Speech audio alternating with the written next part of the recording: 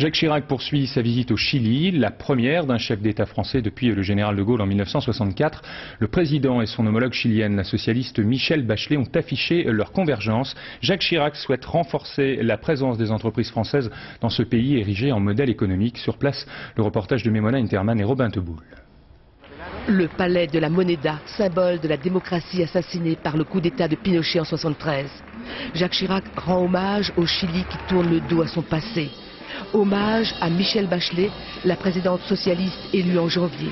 Elle porte avec chaleur les couleurs d'un pays qui fait de la dignité humaine une vertu cardinale de son gouvernement.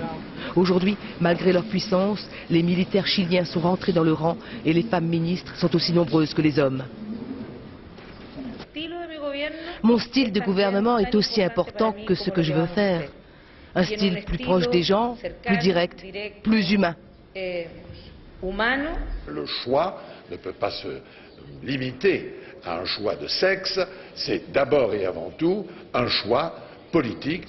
Le ministre de la Défense, Michel Alliot-Marie, ne dit pas non à une femme président, pourvu qu'elle en ait l'étoffe. Michel Alliot-Marie, président de la République, ça peut marcher, non?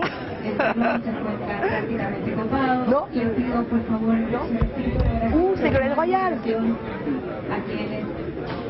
Peut-être la différence entre les femmes et les hommes, c'est qu'elles font d'abord le travail et ensuite elles pensent aux échéances au moment où elles viennent et non pas par anticipation.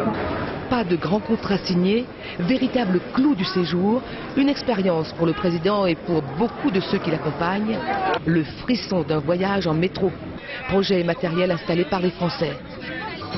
Cette atmosphère tranche sans doute avec la solennité accompagnant de Gaulle en 1964, dernière visite d'un chef d'État français à Santiago. Ce voyage de Jacques Chirac s'inscrit dans un contexte nouveau.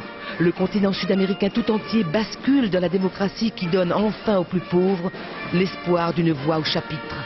Ici au Chili, comme au Brésil, Jacques Chirac a fait l'éloge de deux pays résolument engagés dans des politiques de gauche. Comme si, arrivé presque en fin de mandat, ses propres promesses pour corriger la fracture sociale en France ressurgissaient avec nostalgie.